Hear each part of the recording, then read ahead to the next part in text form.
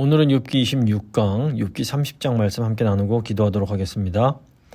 욥기 29장에서 욥은 하나님과 교제하는 그 큰 기쁨을 말하면서 하나님과 교제의 결과로 얻은 자신의 그런 위험에 대해서 얘기를 합니다.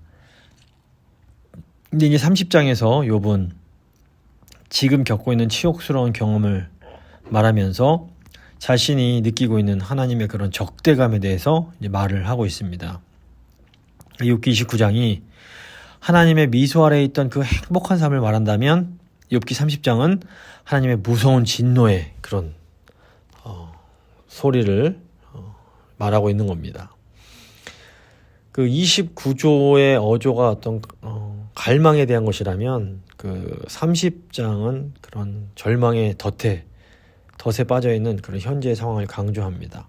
그래서 욥기 30장의 1절, 9절, 16절을 보시면 그러나 이제는, 지금은 이런 표현이 강조가 되는데 지금의 그런 이런 표현을 통해서 지금 겪고 있는 어려움들을 토로하는 겁니다. 그래서 그 욥이 나는 낙원 같았던 이 과거를 갈망하지만 이제 지금 내가 경험하는 것은 지옥 같은 현재뿐이다 라고 고백하면서 과거의 기억에서 비롯된 희망과 미래에 대한 희망이 다 사라지고 현재 어떤 감옥과 같은 그런 상황을 내가 경험하고 있다 이렇게 말을 합니다. 근데 이제 지금 욥이 지금 경험하고 있는 이 고난은 그 예수 그리스도의 그런 그 구속의 고난을 예표하는 것이라고 볼 수 있습니다. 그러니까 구속하는 고난이란 것은 죄가 없음에도 다른 이들을 구원하기 위해서 겪어야 하는 고난을 의미합니다. 욥이 지금 구속하는 고난을 겪고 있습니다. 욥이 뭔가 잘못한 게 있고 불의한 것이 있어서 고난을 받는 것이 아니라 하나님의 그 높은 목적과 섭리 가운데에 이해할 수 없지만 그런 극심한 고난을 경험하고 있는 겁니다. 예수님께서 이 구속하는 고난을 경험을 하셨고 또 그렇기 때문에 그 예수 그리스도의 남은 고난을 우리 몸이 채워야 할 그리스도인들도 그 그리스도인들의 삶에도 이런 구속하는 고난이 있을 수가 있는 겁니다. 먼저 1절부터 15절 보시면 그런 어떤 하나님께서 세워두신 그런 질서를 완전히 뒤집는 것 같은 그런 구속하는 고난에 대해서 설명을 합니다.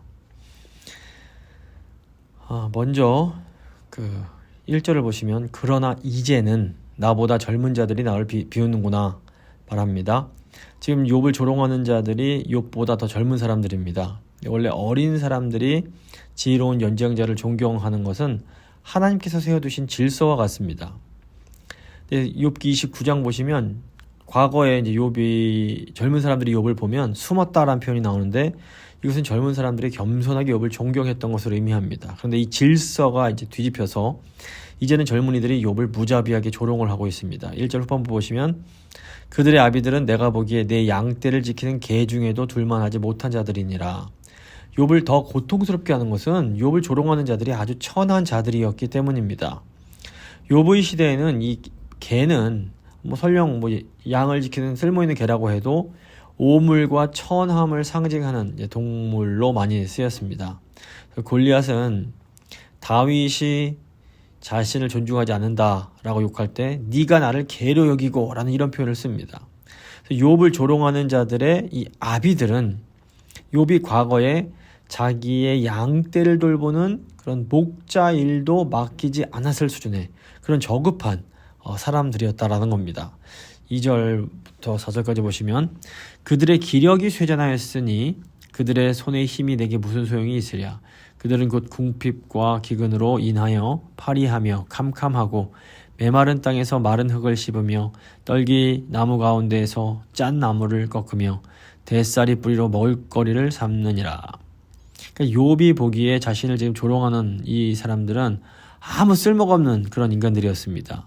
아무 힘도 없고 먹을 것이 없어서 흙을 씹고 나무 껍질과 뿌리를 벗겨 먹던 그런 사람들이었던 겁니다. 욥을 조롱하는 사람들은 젊었음에도 불구하고 활기도 없고 힘도 없고 요즘 말로 하면 집중력이나 기술도 없어서 일자리를 구하지 못하는 사람들이었습니다. 그런데 이제 욥이 이렇게 자신을 조롱하는 사람들을 경멸하는 것은 단지 그 사람들이 뭐 일을 못하고 아무짝에 쓸모없는 사람들이었기 때문은 아닙니다. 5절과 7절 보시면 무리가 그들에게 소리를 지르므로 도둑같이 사람들 가운데서 쫓겨나서 침침한 골짜기와 흙 구덩이와 바위굴에서 살며 떨기나무 가운데서 부르짖으며 가시나무 아래에 모여 있느니라. 욥을 조롱하는 사람들이 이제 일반 보통 사람들한테 가까이 가면 사람들이 막 너무 그 사람들을 막 저리 가! 막 소리 지르면서 쫓겨냈던 그런 부류의 사람들이었던 겁니다. 그러니까 한마디로 욥을 조롱하는 사람들은 일반 사람들로부터 무시받고 천대받던 그런 사람들입니다. 그래서 그 예전에 그 거지들이 막 나무 밑에 그 다리 밑에서 살고 뭐 이랬던 것처럼 이 욥을 조롱하는 사람들도 비가 내리면 갑자기 홍수가 나서 사람들이 빠져 죽을 수 있는 그런 메마른 시내나 뭐 동굴, 노천 같은 곳에서 떨어져서 그런 외딴 곳에서 살 수밖에 없는 그런 사람들이었던 겁니다. 그래서 어떤 학자들은 욥이 이렇게 불쌍하고 소외당한 사람들을 무시하는 말을 하는 것 아니냐, 이건 너무 나쁘다 하면서 이 욥의 이 30장에 나오는 욥의 말을 굉장히 비판적으로 바라봅니다. 하지만 이제 8절을 보시면 욥이 이들을 향해서 이렇게 어떻게 보면 너무 이렇게 비하하는 그런 말을 했던 이유를 알 수가 있습니다. 8절 보시면 그들은 본래 미련한 자의 자식이요 이름 없는 자들의 자식으로서 고토에서 쫓겨난 자들이니라. 여기서 미련하다라는 것은 단순히 머리가 나쁘다는 의미가 아닙니다. 여기서 미련하다라는 것은 도덕적으로 악한 것을 선택하는 자들이라는 의미가 있습니다. 또 이름 없는 자라는 것 역시 단순히 뭐 무명하다, 유명하지 못하다는 뜻이 아니라 어떤 이름, 즉 평판을 얻을 수 있는 행동을 하지 못하는 사람들이라는 그런 의미가 들어있습니다.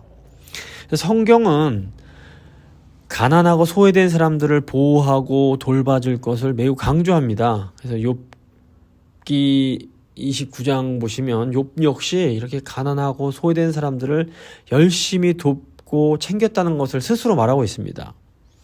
근데 저희가 오해하면 안 되는 것이 이 가난한 것 자체가 선한 것은 아니라는 겁니다. 성경 보시면 가서 개미에게서 보고 배우라 이렇게 말합니다. 부지런히 일을 해야 된다라는 겁니다. 또 신약 성경에서도 일하지 않는 자는 먹지도 말게 하라는 말씀이 분명히 있습니다. 성경은 성실하게 열심히 일하는 것이 선한 것이다 라고 분명히 강조합니다. 성경에서 돌보라고 명령하는 과부, 고아, 객과 같은 사람들은 아무리 노력해서 자기가 열심히 살아보려고 해도 이렇게 스스로는 자립할 수 없는 그런 상황에 있는 굉장히 힘든 사람들을 대표하는 사람 겁니다. 뭐 장애가 있다든지 어떤 정말 아무 부모도 없고 자식도 없고 그래서 정말 아무도 도와줄 수 있는 그런 상황이 없는 그런 불우한 환경에 있는 사람들을 이제 의미합니다.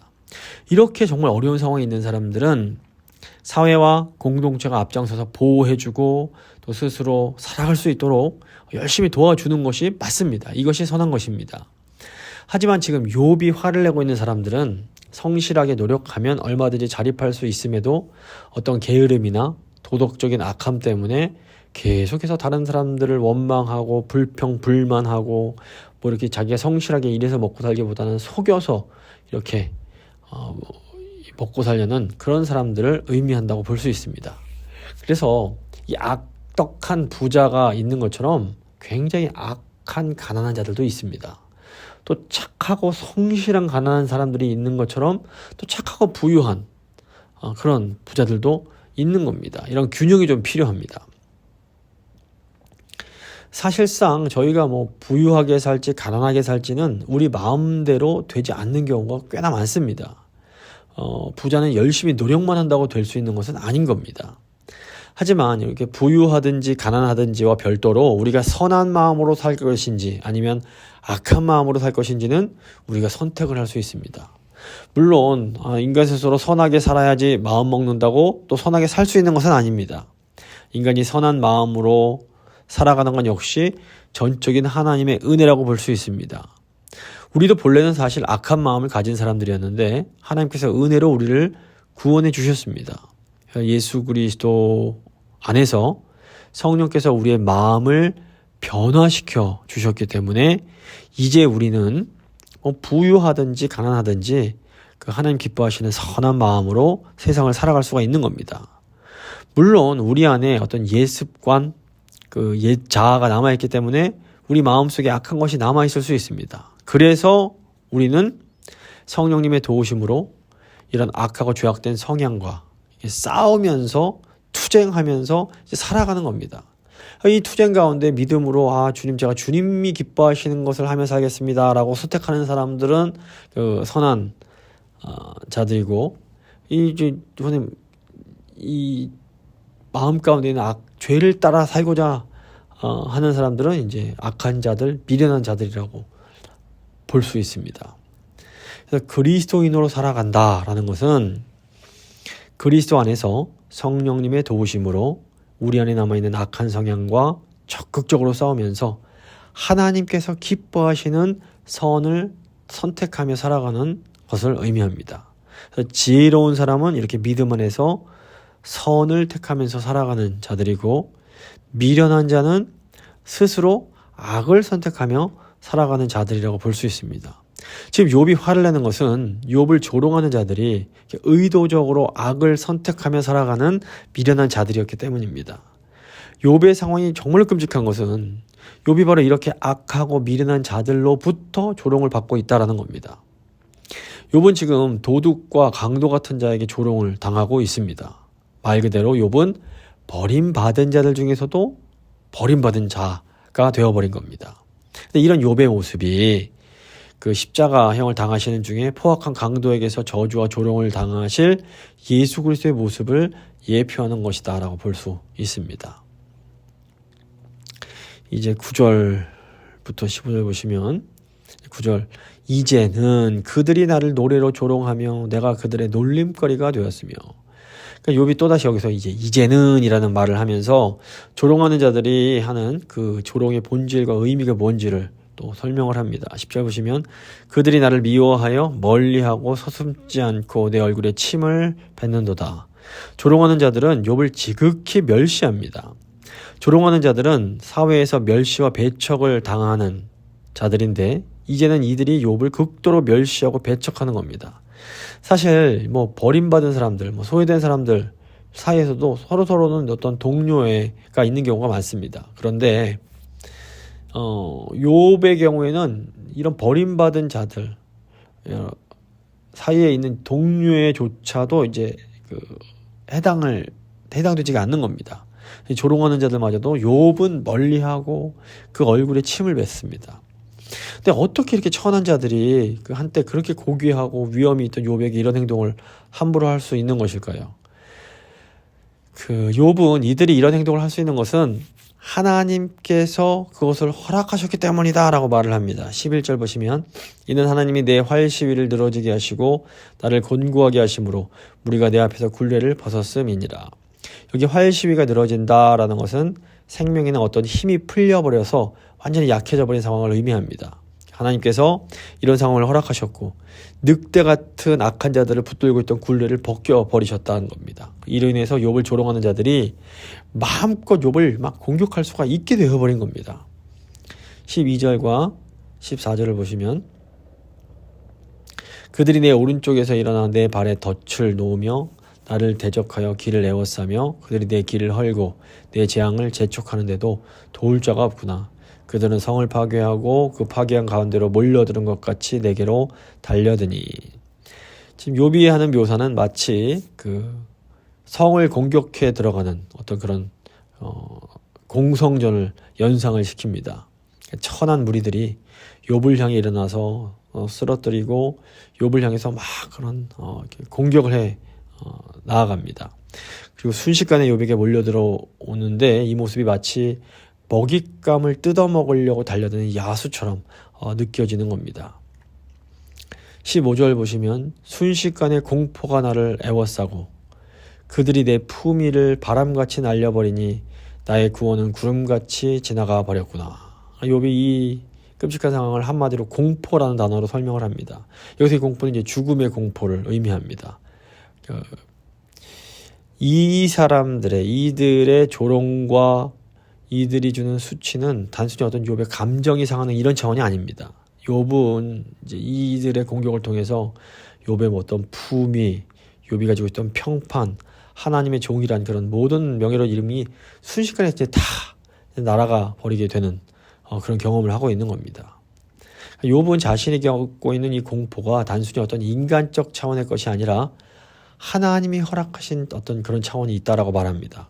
즉 욥은 이 비천한 자들의 조롱을 통해서 하나님의 심판을 경험하고 있는 겁니다. 욥은 자신이 왜 이런 수치를 당해야 하는지 도저히 이해하지 못합니다. 근데 나중에 예수 그리스도께서 이보다 더 큰 수치를 당하실 때에 우리는 욥이 왜 이런 수치를 당했는지에 대한 그것을 이제 이해할 수가 있게 됩니다. 그리고 욥이 당했던 수치, 또 나중에 예수님께서 당하신 수치는 왜 오늘날 그리스도인들이 이해할 수 없는 수치를 당해야 하는지 그 의미 역시 어느 정도 이렇게 깨달을 수 있게 해줍니다.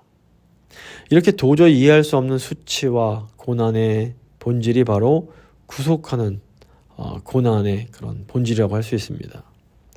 구속적인 고난은 신비로운 방식으로 다른 이들을 구원합니다. 그렇기 때문에 이 고난이 너무나 이해도 안 되고 고통스럽지만 또 반드시 필요한 고난이라고 볼 수 있습니다. 그래서 이 고난이 끝날 때까지 이 고난이 필요하기 때문에 이 고난으로 인해서 어떤 하나님께서 그 계획하셨던 그 구원이 성취될 때까지는 마치 하나님께서 고난으로 인해 이 부르짖는 그런 간절한 목소리를 듣지 않으시는 것처럼 그냥 귀를 막고 계시는 것처럼 보일 수밖에 없는 겁니다. 많은 사람들이 왜 하나님이 선하신 분이라면 이 세상에 이렇게 많은 고난을 허락하시는가를 질문합니다. 왜 하나님은 선한 자들의 고통받는 그 착한 자들의 간절한 외침에 침묵하시는가 하면 사람들이 괴로워합니다. 하지만 우리는 욥의 고난 그리고 또 장차 예수님께서 당하실 고난을 통해서 이 고난이 끝이 아니란 것을 분명히 보게 됩니다. 그래서 비록 우리가 지금 당장에는 모든 것을 다 이해할 수는 없지만 그래도 하나님의 선하신 뜻이 있다는 것을 우리가 신뢰하고 바라볼 수가 있는 겁니다. 이제 16절부터 31절은 이제 구속하는 고난의 필요성에 대한 내용입니다. 이제 나머지 탄식에서 욥은 자신이 겪고 있는 아픔의 두 가지 측면을 말합니다. 하나는 자신이 하나님께 간절히 탄식하고 간구해도 응답하지 않으신다라는 것이고 또 다른 하나는 이 자기가 당하는 고난이 결코 이렇게 정의로워 보이는 고난이 아니다라는 그런 겁니다. 먼저 16절 보시면 이제는 내 생명이 내 속에서 녹으니 환난 날이 나를 사로잡음이라 밤이 되면 내 뼈가 쑤시니 나의 아픔이 쉬지 아니하는구나. 욥의 고난이 너무 오래 지속되다 보니까 이제 더 이상 탄식할 힘조차 남아있지 않게 됩니다. 고통이 너무나 심해서 쉬지 못하고 뼈가 쑤시는 밤까지 이어집니다. 18절 보시면 그가 큰 능력으로 나의 옷을 떨쳐버리시며 나의 옷깃처럼 나를 휘어잡으시는구나.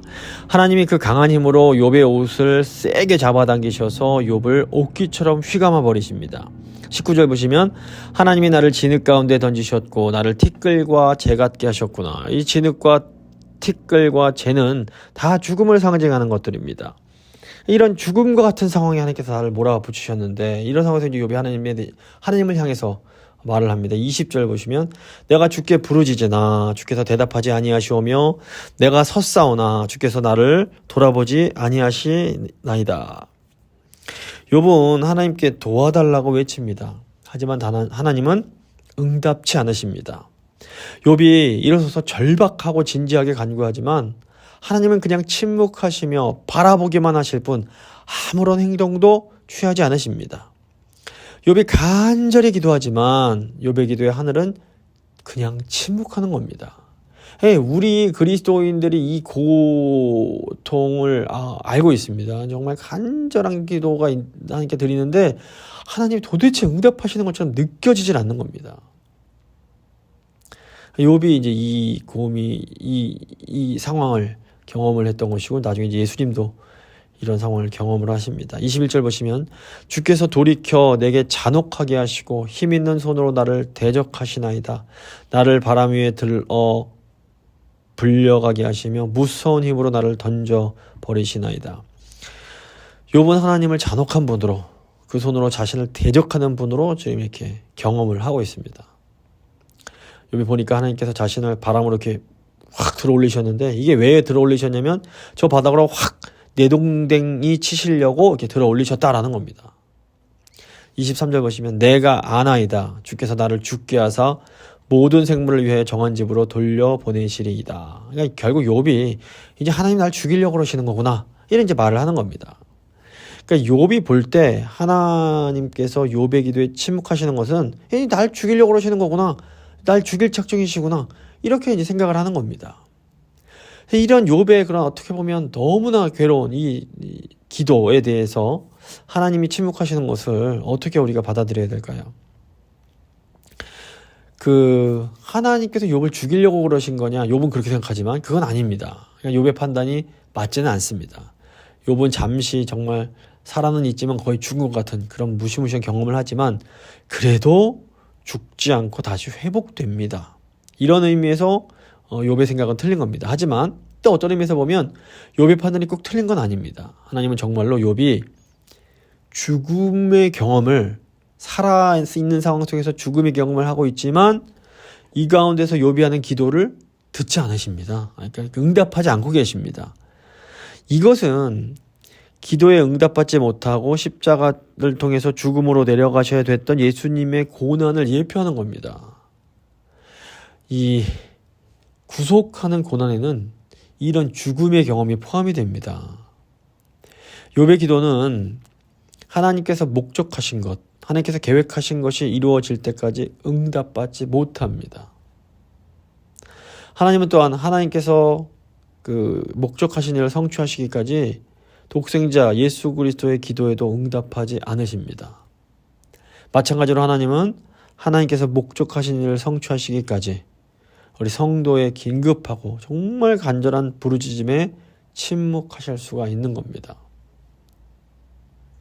하지만 이것이 하나님께서 우리의 기도를 듣지 않으신다, 하나님께서 우리를 외면하신다는 의미는 결코 아닙니다. 이것은 하나님께서 성취하려고 하셨던 그 일, 하나님의 뜻이 이루어질 때까지 우리가 때로는 아무리 기도를 해도 응답은 받지 못하고 기다려야 됨을 의미합니다. 그래서 우리는 때로 아무것도 소망할 수 없을 것처럼 보이는 그 상황 속에서도 그 소망을 잃지 않고 주님을 바라보고 기다려야 될 필요가 있습니다.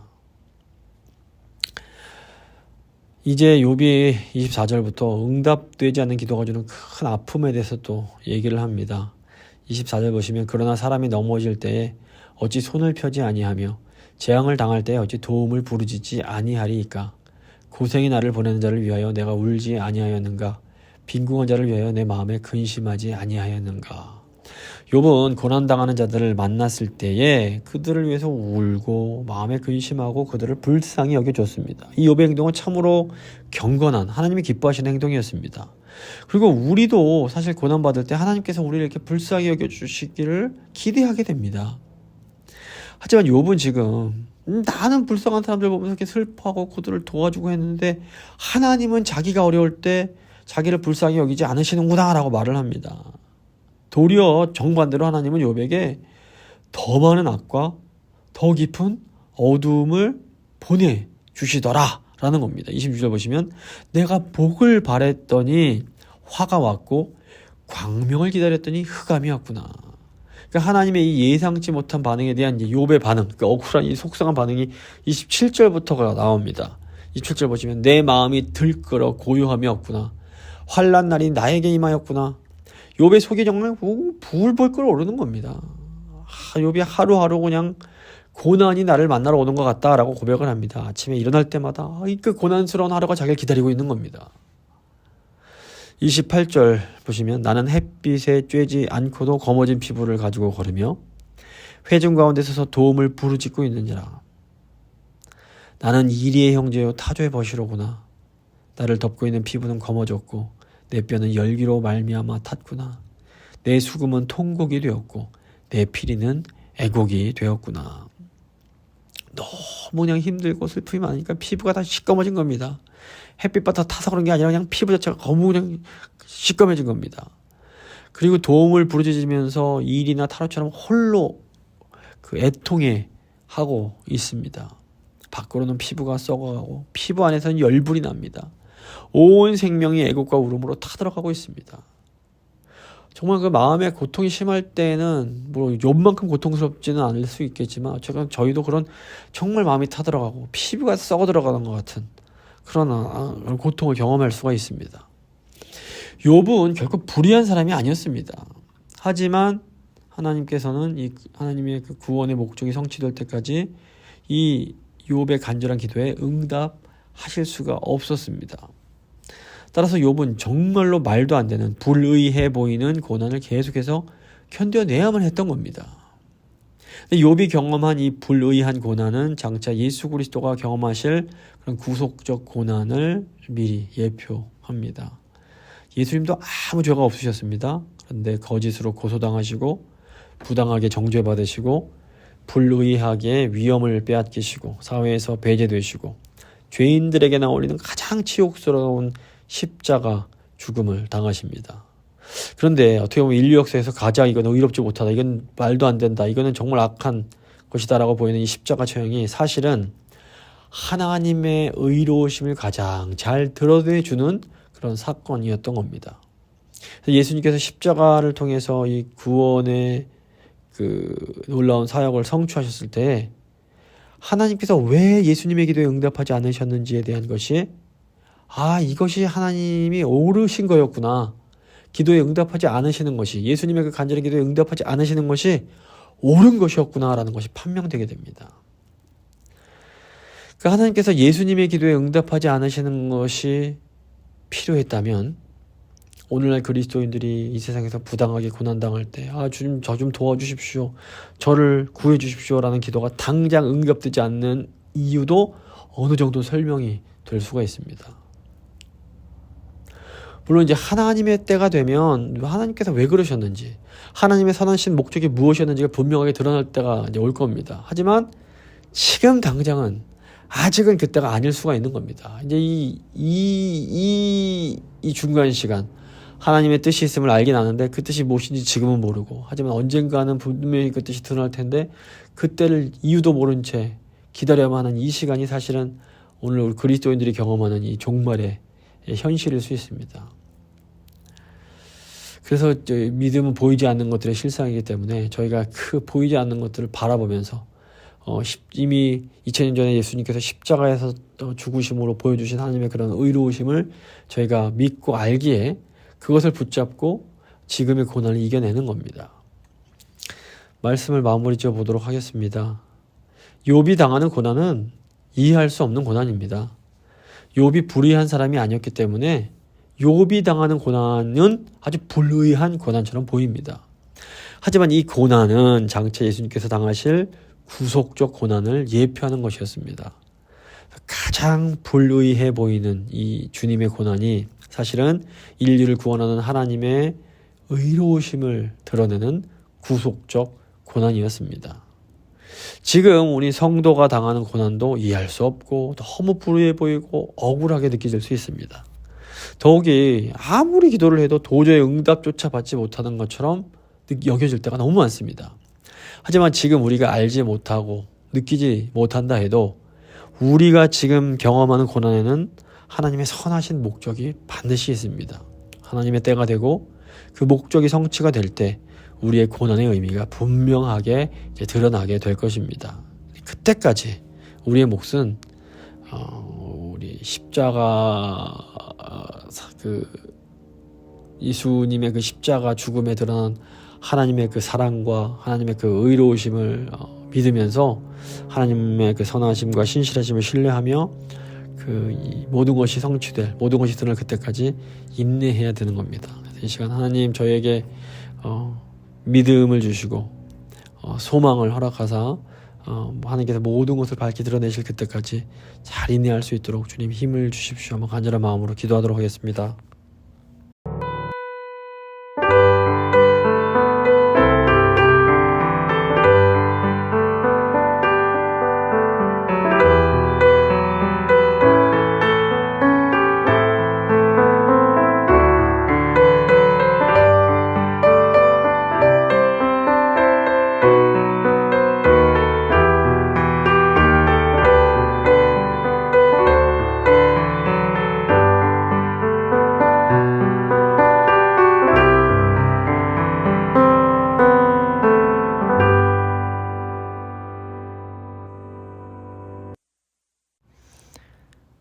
신실하신 하나님 아버지 감사합니다. 오늘 말씀 통해서 욥이 당한 고난, 그리고 우리 예수님께서 당하신 고난이 이해할 수는 없지만 많은 사람들을 구원하는 구속적 고난이었음을 다시 한번 생각합니다.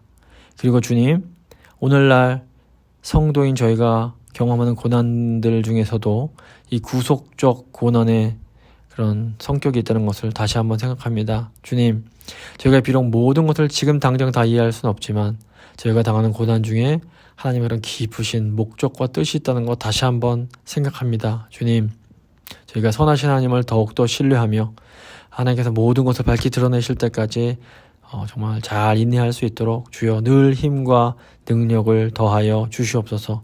특별히 지금 고난 가운데 있는 주의 백성들 기억하여 주시고 주님 긍휼히 여기사 새 힘을 더하여 주시옵소서. 주님 손에 고난당하는 주의 백성들을 맡겨드리며 귀하신 우리 주 예수 그리스도의 이름으로 간절히 기도드립니다. 아멘.